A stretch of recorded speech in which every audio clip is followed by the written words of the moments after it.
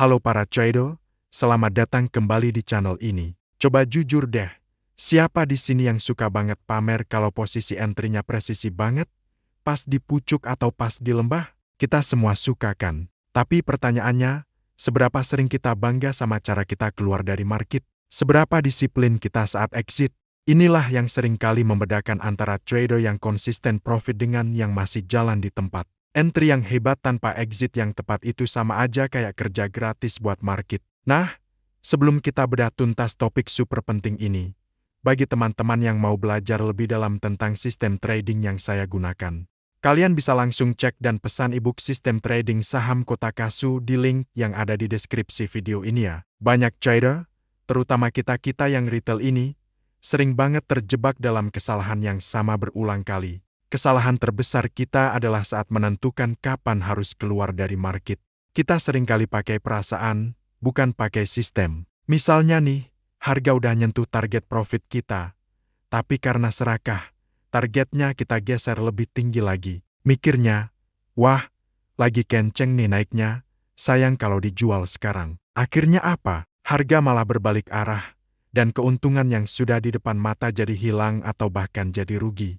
Sebaliknya, kalau posisi kita lagi rugi, kita malah punya sejuta harapan. Kita biarkan saja kerugian itu membengkak, sambil berdoa dalam hati, siapa tahu nanti balik lagi ke harga modal. Padahal, seringnya harga malah makin anjlok dan kerugian jadi makin dalam.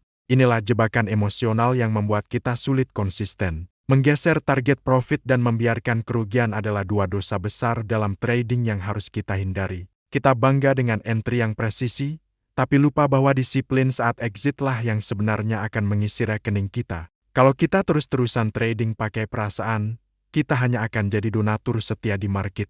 Lalu, bagaimana cara pandang para pemain besar atau yang sering kita sebut bandar? Apa yang membedakan mereka dengan kita? Perbedaan utamanya ada di perencanaan. Sebelum mereka memutuskan untuk masuk ke satu saham, mereka itu sudah punya rencana keluar yang sangat jelas dan detail. Ini bukan soal tebak-tebakan atau pakai perasaan. Mereka sudah tahu persis di level harga berapa mereka akan mulai menjual sebagian posisi untuk mengamankan keuntungan. Mereka juga sudah menentukan di level mana mereka akan menahan posisi karena potensinya masih besar.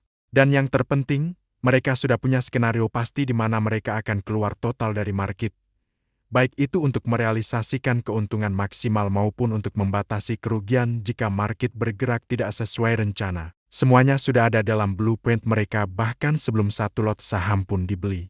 Jadi, bagi mereka, setiap pergerakan harga itu bukan kejutan. Mereka tidak bereaksi secara emosional terhadap fluktuasi pasar, karena mereka bergerak berdasarkan rencana yang sudah matang. Mereka tidak berharap harga akan berbalik, mereka bertindak sesuai dengan apa yang sudah mereka rencanakan dari awal. Jadi, apa kesimpulan yang bisa kita ambil? Kunci utamanya adalah mengubah cara pandang kita. Exit itu bukan reaksi spontan terhadap pergerakan harga. Exit adalah sebuah rencana. Sama seperti kita merencanakan di mana kita akan masuk, kita juga harus merencanakan dengan sama detailnya di mana dan bagaimana kita akan keluar. Tentukan dari awal di mana target profit kamu, di mana kamu akan cut loss jika salah, dan mungkin di mana kamu akan melakukan trailing stop untuk mengunci keuntungan.